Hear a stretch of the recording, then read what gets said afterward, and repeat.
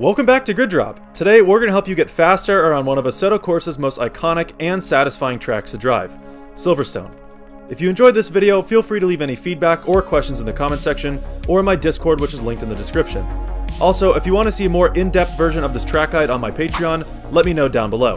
This video will be broken down into 4 sections: Sector 1, Sector 2, Sector 3, and finally a full lap. These sections are all equally important, so stay tuned to the end of the video if you really want to improve.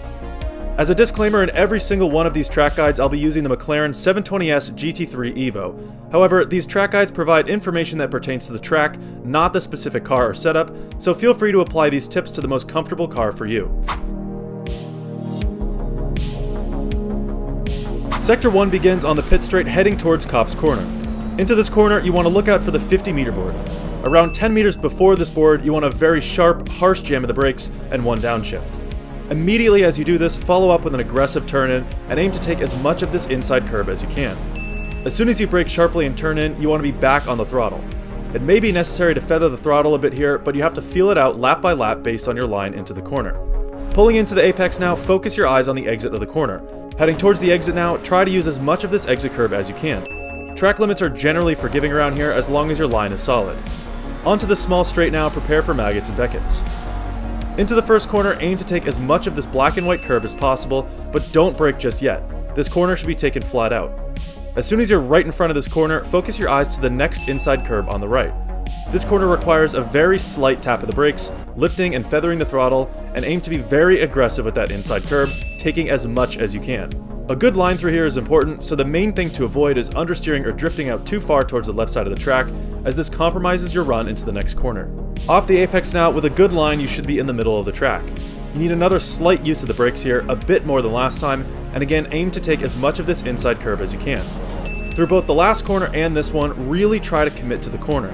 Getting back on the throttle now just for a second, and then braking again into this final right. Under braking here, shift down to 3rd gear. Try to pitch the car into the right, sticking as close as you can to this inside curb here, and cautiously accelerate once at mid-corner. Following through to the exit now, swing out wide to the left and use the last bit of exit curb right here. Now, following through again, keep the throttle pinned and naturally sway to the right side of the track. So that's a run through of Sector 1, now let's see it at full speed.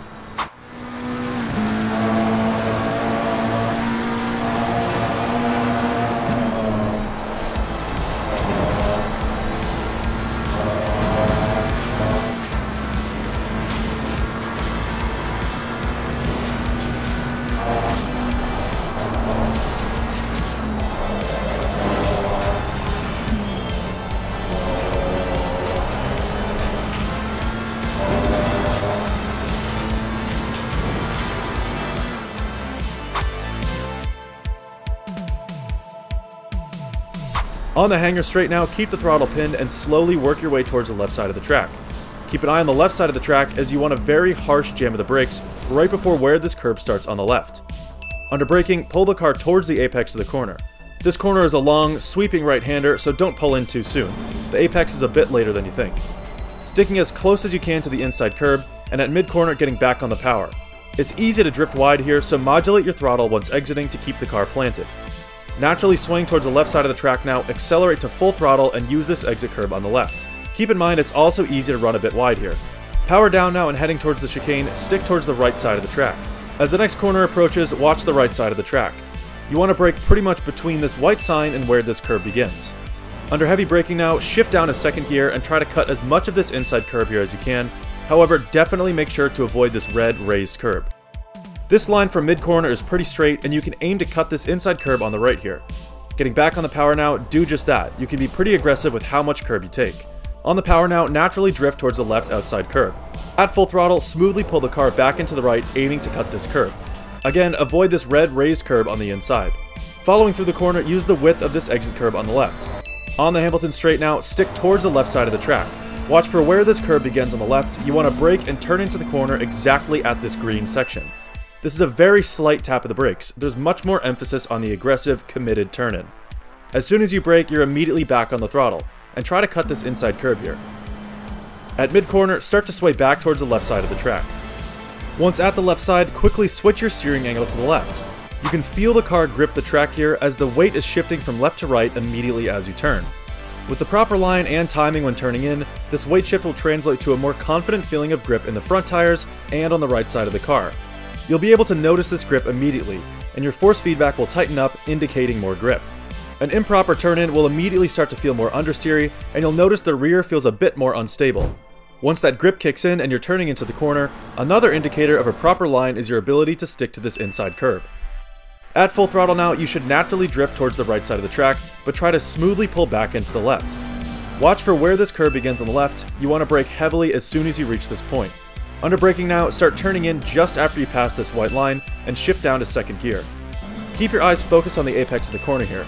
You want to take the full width of this black and white curb, but again, avoid this red one to the inside. At mid-corner and in second gear, slowly getting back on the power while simultaneously opening up your steering. You'll naturally want to sway to the left, but don't stray too far. Pull back towards the middle of the track before this next left-hander. There aren't many specific reference points for braking here, it's easier to eyeball it based on the distance to the corner. However, if you really need one, aim to brake parallel to where this curb starts on the right. Under braking now, start turning in very sharply and aim to get close to this black and white curb on the inside. At mid-corner, start increasing your power again. It's important to keep the steering closed to the left for just a little bit longer than you think you have to. The exit of the corner is deceivingly narrow. Exiting the corner now, stick to the right side of the track and use as much of this exit curb as you can. Traction can be difficult here, so make sure to be diligent with your throttle inputs. Power down now, stick to the right for a bit before cutting as much of this inside curb as you can. This corner is taken completely flat. Naturally sway to the right and use some of this exit curb. So that's a run through of Sector 2, now let's see it at full speed.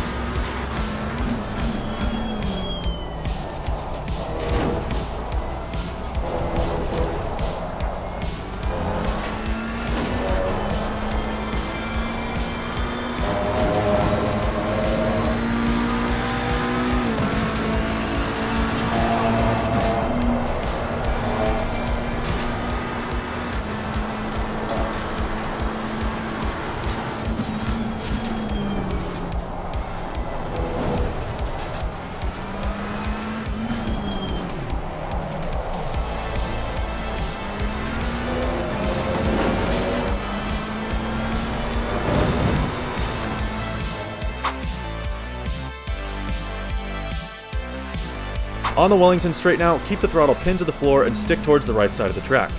As the curb begins, brake just before this white sign on the right. This is a very heavy braking zone, and immediately under braking you want to angle the car a bit diagonally into the corner. However, once you've angled it, try to keep the wheels straight. After shifting down to second gear and still braking with that diagonal line, aim to stick close to this inside curb and ride up a bit on it. Now, getting back on the power at mid-corner, sway to the right side of the track. There are a few different lines that can work here, but the most effective is sticking a bit closer to the right, in the middle of the midpoint of the track and the curb. As the corner begins, stick toward the curb and brake. Under braking and turning in, you'll naturally drift wide, but that's okay. You don't want to be hugging the curb for this entire corner. Instead, drift out wide and continue to trail brake into the corner, with no throttle at all. Once rounding the corner, slowly increase the throttle. Too much throttle here means you'll go straight into the gravel on exit. Once slowly increasing the throttle, try to pull back towards that inside curb. As soon as you reach the second apex, or the closest you'll get to the curb, stomp the power down. On exit, sway to the left and use this exit curb. As soon as you're off this curb, pull back towards the right in order to create the straightest possible line through this very open right-hander. Once around that kink, sway back out to the left, fly down the straight, and cross the finish line. That's a look at Sector 3, now let's see it at full speed.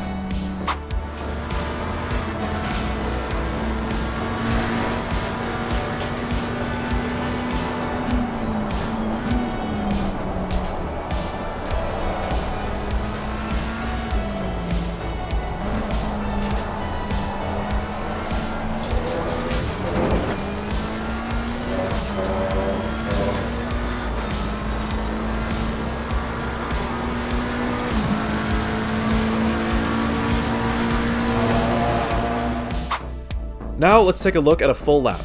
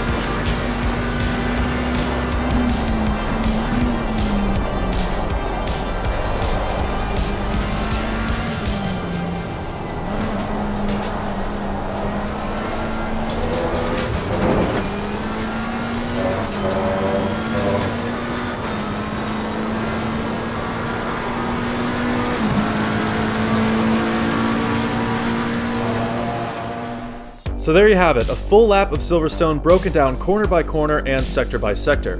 If you have any questions or need more tips, feel free to leave a comment on this video or in my Discord. Also, let me know if you want to see a more in-depth version of this track guide available on Patreon. So that's going to do it for this one. If you made it this far, thank you very much for watching, and I'll see you in the next one.